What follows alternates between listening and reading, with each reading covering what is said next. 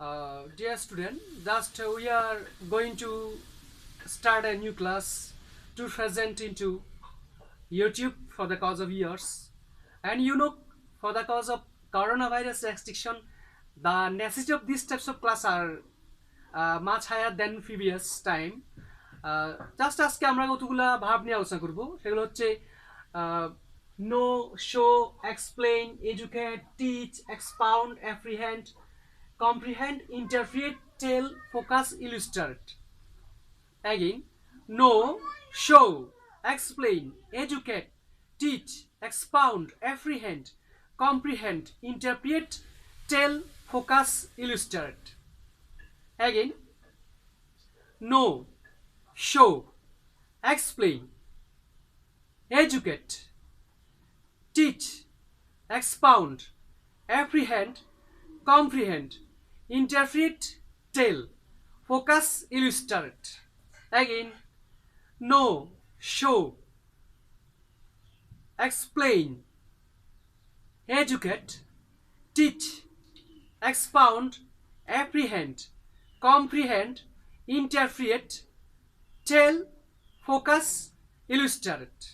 And these types of all words are verbs, and they are giving in some senses a type of meaning, the same sort of meaning in some senses. However, now I'm going to meaning version. No jana, show dekhano, explain ব্যাখ্যা করা, educate শিখানো, teach শিখানো, expound ব্যাখ্যা করা, apprehend বুঝতে পারা, comprehend বুঝতে পারা, interpret ব্যাখ্যা করা, tell বলা, ফোকাস আলোকপাত করা বা ব্যাখ্যা করা, ইলুসিডেট অর্থ আলোকপাত করা বা ব্যাখ্যা করা। এর সাথে আমরা আর যোগ করতে পারি দুই একটা।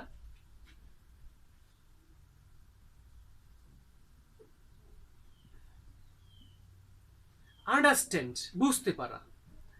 সবগুলা ভার্ব কিন্তু এক ধরনের অর্থ দিয়ে থাকে এবং এদের গ্রামাটিক্যাল প্রপার্টি কিন্তু এক ধরনেরই, যেটা খুবই কাজে লাগে এবং খুবই রেয়ার পড়াগুলা।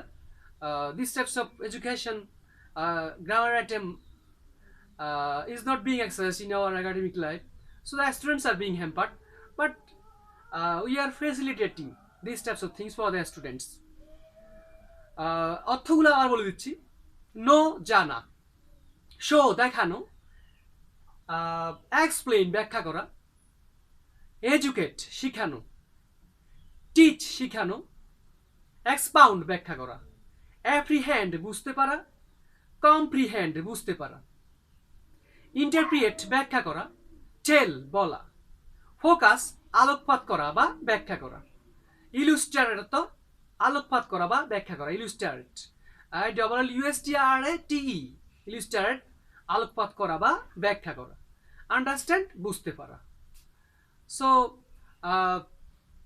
আমরা তাহলে এখন সাম টিচার এমফেসিস, কিছু টিচার দেখা যাচ্ছে গ্রামার নিয়ে বেশি আলোচনা করে, কিছু টিচার ওয়ার্ড প্রপার্টির উপর বেশি আলোচনা করে। তারা মনে করে কমিউনিকেটিভ ইংলিশ মানেই শুধু ওয়ার্ড শিখা। আবার স্পোকেন ইংলিশে দেখা যায় টিচাররা বলে grammar is not necessary, and this three track are wrong. All the three processes help us to have a coverage over this language or absorb this language. However, word লাগবে, grammar লাগবে এবং spoken English করার জন্য grammar লাগবে। যদি grammar ছাড়া spoken English সে আয়ত্ত করতে চায়, সে ডায়ালগের মধ্যে সীমিত থাকবে, এর চেয়ে বেশি কিছু করতে পারবে না। Hi hello how are you এতটুকুর মধ্যে সে শেষ হয়ে যাবে, বেশি দূর যেতে পারবে না। সো আমরা যখন গ্রামারের একটা আইটেম নিয়ে আলোচনা করব এবং ওই গ্রামারের আইটেম আলোচনা করতে যাই কি করব, কতগুলো ওয়ার্ড শিখতে পারবো। সো এই যে আমরা একটা গ্রামার আইটেম নিয়ে আলোচনা করব এবং গ্রামার আইটেমের সাথে কতগুলো ওয়ার্ড শিখতে হবে। So grammar facilitate the understanding of words, one thing facilitates others, this called concerted way. আমরা এখন এই ভার্বগুলার প্র্যাকটিক্যাল ইউটিলিটিতে যাব, এদের কাজগুলো একটু দেখবো।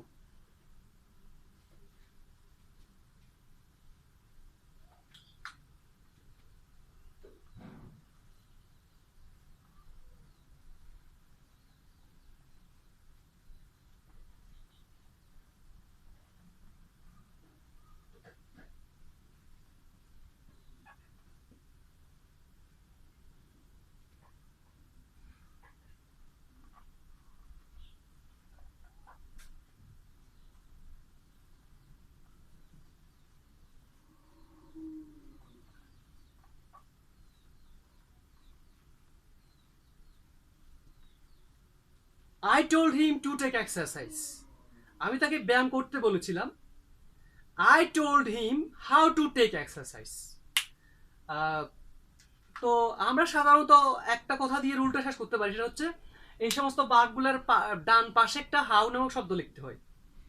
হাউটা যদি আমরা না লিখি তাহলে কিন্তু লাইনটার অর্থ ব্যাহত হবে, গ্রামাটিক্যালি লাইনটা ভুল হয়ে যাবে। আমি যদি বলি I told him to take exercise, তখন লাইনটার ফুল মিনিংটা আসবে না, এবং এই যে টেক এক্সারসাইজ ব্যায়াম করার যে প্রসেস আছে প্রসেসটা আসবে না। হাউএভার, তো আমরা কি করব, লং প্রসেসে না না গিয়ে আমরা কি করব, শর্টকাটে এই যে ওয়ার্ডগুলোর সাথে বারগুলোর সাথে রিলেটেড গ্রামারটা শিখবো।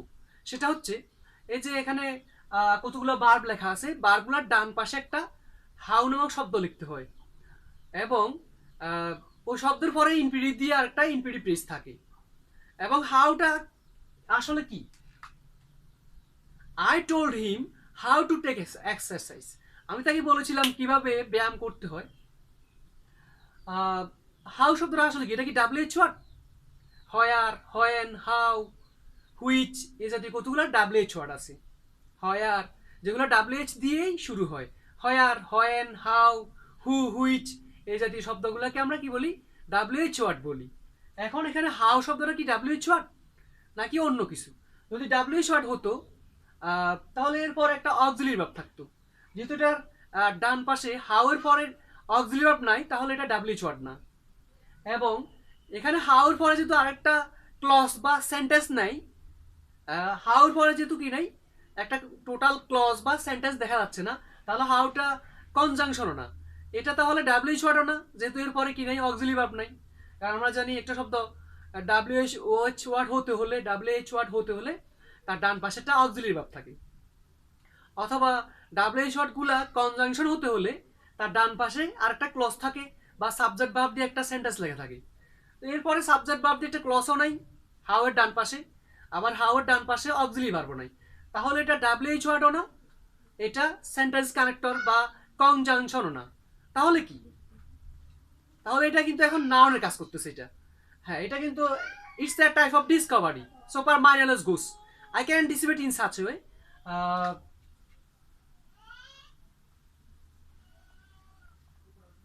প্রসেস, হাউ শব্দটা আসলে প্রসেস করতে ব্যবহার হচ্ছে এখানে। He knows how to write a email, বা he knows how to write email.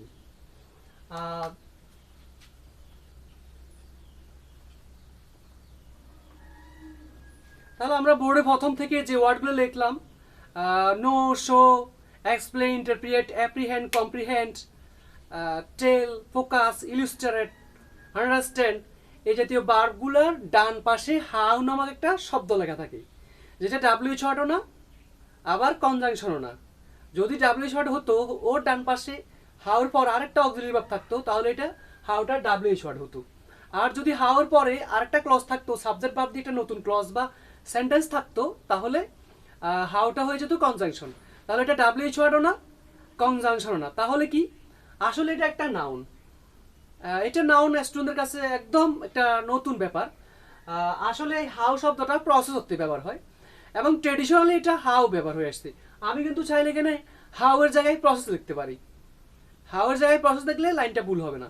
কিন্তু আমরা ট্রেডিশনালি জানি he knows how to write email, he knows how to make a cup of tea, he knows how to make a cup of tea. এভাবে আমরা কিন্তু নোর পরে how দিয়ে একটা sentence লিখেই আসতেছি, অনেকটা মুখস্থ বিদ্যার মতো। কিন্তু এই মুখস্থ বিদ্যা থেকে তো আউটপুটটা তেমন হয় না। Future life is going to darkness. However, যেটা আমরা বলবো he knows how to write email, সে জানে ইমেল লেখার প্রক্রিয়া। তাহলে know, show, explain, understand, apprehend, comprehend যে বার্বগুলো আছে, যে বোর্ডে বার্বগুলো লেখা হয়েছে, বার্বগুলার ডান পাশে একটা হাউ থাকবে। হাউটা প্রসেস শব্দের অর্থ দেবে। হাউ আসলে এটা একটা নাউন, এটা ইম্পর্টেন্ট একটা পড়া। এটা প্রসেস বা সিস্টেম হতে ব্যবহার হয়।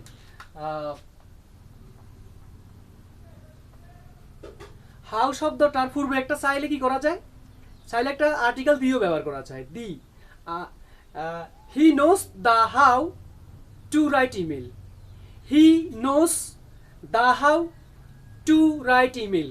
একটা দাও ব্যবহার করা যায়, কারণ এটা একটা নাউন। নাউনের পূর্বে যখন দি থাকে, দি দেওয়া যায় যদি পরে একটা অ্যাডজেক্টিভ ফ্রেজ থাকে। যাই হোক, সেটা নিয়ে পরবর্তীতে আরও ডিটেলস আলোচনা করা হবে। তবে ট্রেডিশনাল এখানে হাউটার পূর্বে দি ব্যবহার করা হয় না, এটা একটা ট্রেডিশনের ব্যাপার। অনেক কিছু ট্রেডিশনকে ফলো করে, অনেক ক্ষেত্রে ট্রেডিশনকে ফলো করে।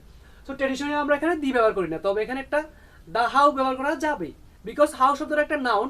নাউন আগে আর্টিকেল দি ব্যবহার করা যায়, যে নাউনকে অ্যাডজেক্টিভ ফ্রেজ মডিফাই করে।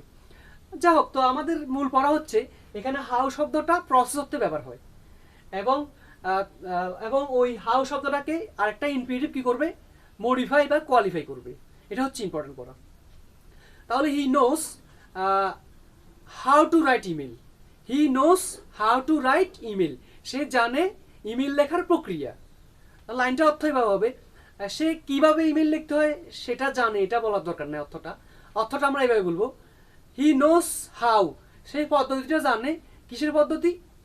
টু রাইট ইমেল, ইমেল লেখার পদ্ধতি। হি সাবজেক্ট, নো এটা ভার্ব, হাউটা হচ্ছে অবজেক্ট। হি নোস হাউ, হাউটা কি অর্থে ব্যবহার হয় এখানে? প্রসেস বা সিস্টেম অর্থে। তাহলে হি নোস, সে জানে, হাউ প্রসেস জানে বা পদ্ধতি জানে। কিসের পদ্ধতি? টু রাইট ইমেল, ইমেল লেখার পদ্ধতি। আলটিমেটলি আমাদের যে কথাটা আজকে ক্লাসের যেটা সামারাইজড ভার্সন, সেটা হচ্ছে know, show, apprehend, comprehend, illustrate, understand, tell, focus, teach, educate, এই সমস্ত ভার্বের ডান পাশে একটা হাউ থাকবে। হাউটা প্রসেস অর্থে, সিস্টেম অর্থে ব্যবহার হবে, যেটার বাংলা হচ্ছে পদ্ধতি বা প্রক্রিয়া। তাহলে এই সমস্ত ভার্বের ডান পাশে হাউটা শব্দ থাকবে। হাউটা প্রসেস অর্থে ব্যবহার হবে, এবং হাউর পরে ইনফিনিটিভ ফ্রেজ দিয়ে কিসের পদ্ধতি সেটা ক্লিয়ার করা থাকবে। কিসের পদ্ধতি সেটা ক্লিয়ার করা থাকবে। Again, know, show, apprehend, comprehend, illustrate, focus, এই সমস্ত ভার্বের পরে হাউ নামক একটা শব্দ থাকবে, যে হাউটা প্রসেস অর্থে ব্যবহৃত হবে, এবং হাউর পরে ইনফিনিটিভ ফ্রেজ দিয়ে কিসের প্রসেস সেটা ক্লিয়ার করা থাকবে। তাহলে আমরা আরেকটু দেখি। He knows how to write email, সে জানে কিভাবে ইমেল লিখতে হয়। তাহলে এখানে নো শব্দটা কি অর্থে ব্যবহার হয়? প্রসেস অর্থে। তাহলে হি নোস, সে জানে, হাউ, সে হাউটা জানে, হাউ মানে কি? প্রসেস। তাহলে সে পদ্ধতিটা জানে। কিসের পদ্ধতি? টু রাইট ইমেল দিয়ে পদ্ধতিটা কিসের সেটা ক্লিয়ার করা হচ্ছে। টু রাইট ইমেল এই কথাটা দিয়ে কিসের পদ্ধতি সেটা ক্লিয়ার করা হচ্ছে। ঠিক এখানেও I told him to take exercise, এই লাইনটা রং হবে। এখানে একটা হাউ নামক শব্দ দিতে হবে, বা এটা যদি হাউ ব্যবহার না করি সেটা ডাইভার্টেড হবে, বা এটা অন্য দিয়ে চলে যাবে। হ্যাঁ, সেটা একটা অন্য রকমের একটা আলোচনা। তো সাধারণত আমরা কি করি, এই সমস্ত বার্বগুলার ডান পাশে, যেহেতু এখানে টেল একটা বার্ব পাওয়া গেছে ওখান থেকে, ওই বার্বের ডান পাশে আমরা কি করলাম, একটা হাউ নামক একটা শব্দ দিলাম, যেটা প্রসেস অর্থে ব্যবহার হয়েছে, এবং পরে ইনফিনিটিভ ফ্রেজ দিয়ে ওই হাউ এর ব্যাখ্যা দেওয়া হয়েছে। সবগুলো বার্বই এরকম ট্রেন্ড ফলো করে। তাহলে আই টোল্ড হিম, আমি তাকে বলেছিলাম, হাউ টু টেক এক্সারসাইজ, কিভাবে ব্যায়াম করতে হয় আমি তাকে সেটা বলেছিলাম। তাহলে এখানে টেল বার্বটা ওখান থেকে পাওয়া গেছে, ওই যে লিস্ট করা বার্ব থেকে পাওয়া গেছে। এরপরে হাউ একটা শব্দ আছে, এবং টু টেক এক্সারসাইজ দিয়ে কি করা হয়েছে, হাউর ব্যাখ্যা দেওয়া হচ্ছে। আই টোল্ড হিম, আমি তাকে বলেছিলাম, হাউ পদ্ধতিটা বলেছিলাম। কিসের পদ্ধতি? টু টেক এক্সারসাইজ, ব্যায়াম করার পদ্ধতিটা বলেছিলাম। হাউ এখানে প্রসেস অর্থে ব্যবহৃত হয়েছে, এবং টু টেক এক্সারসাইজ দিয়ে কিসের প্রসেস, কিসের পদ্ধতি সেটা ক্লিয়ার করা হয়েছে। তাহলে ইন্টারমিডিয়েট সেকেন্ড পেপারের কমপ্লিটিং সেন্টেন্স যেটা আছে সেকেন্ড পার্টের 4 নাম্বারে, কমপ্লিটিং সেন্টেন্সে কিন্তু এই জাতীয় পড়াগুলো আসে এভাবে। Intermediate second paper 4 number, completing সেন্টেন্সে একটা সেন্টেন্স টোটাল দেওয়া থাকে, আরেকটা সেন্টেন্সের অর্ধেক দেওয়া থাকে, অর্ধেক খালি থাকে। তো সে অর্ধেক লাইনটা পূর্বে দেওয়া সেন্টেন্সের উপর ডিপেন্ড করে পূরণ করতে হয়, এবং ওই ক্ষেত্রে যে আজকে যে ডিসকাশনটা সেটা খুবই কাজ করে। তাহলে আমরা একটা এখানে আমরা ব্যবহার করে দেখি। একটা সেন্টেন্স দেওয়া হলো, selecting A balance diet is important. Selecting A balance diet is important অর্থ হচ্ছে সুষম খাদ্য বাছাই করা খুবই গুরুত্বপূর্ণ। সুষম খাদ্য বাছাই করা খুবই গুরুত্বপূর্ণ, বা সুষম খাদ্য, সুষম খাদ্যকে বুঝতে পারা বা কিভাবে সুষম খাদ্য খেতে হয় সেটা বুঝতে পারা একটা গুরুত্বপূর্ণ ব্যাপার। লাইনটা হতে এরকম হবে, বা সুষম খাদ্য বাছাই করা একটা গুরুত্বপূর্ণ ব্যাপার, এটা বললে হয়। সুষম খাদ্য বাছাই করা বা চিনতে পারা একটা গুরুত্বপূর্ণ ব্যাপার বা গুরুত্বপূর্ণ। তো পরে কি করলো, আরেকটা লাইন দেওয়া হলো, many people do not no, এভাবে একটা গ্যাপ দেওয়া হলো, many people do not no. এখানে নো বারটা দেওয়া আছে, যে বারগুলো নিয়ে আমরা আজকে আলোচনা করতেছি। নো একটা বাব দেওয়া আছে, যে বারগুলো নিয়ে আজকে আমরা আলোচনা করতেছি। তাহলে নো বারটা আজকের আলোচ্য যে রুল আছে, রুলের উপর ডিপেন্ড করে নো বাব দিয়ে লাইনটা কমপ্লিট করতে হবে। এবং কমপ্লিট করার জন্য ম্যাটেরিয়ালসগুলো পূর্বে প্রদত্ত লাইন থেকেই নিতে হবে। কীভাবে করতে হবে তাহলে, many people do not know how to select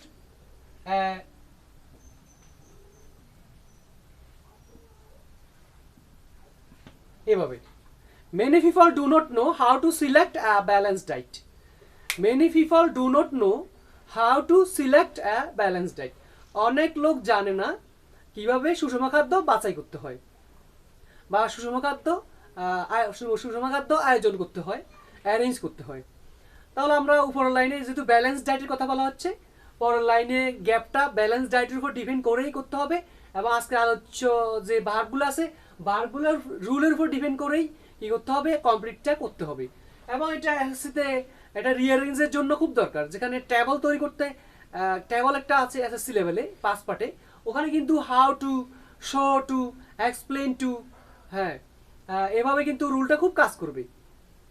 তাহলে many people do not know, অনেক লোক জানে না, যেহেতু হাউ ভার্বটা আছে, এরপরে টু দিয়ে একটা ইনফিনিটিভ ফ্রেজ দিয়ে লাইনটা কমপ্লিট করতে হবে। Many people do not know how to select a balance diet. Many people do not know how to select a balance diet.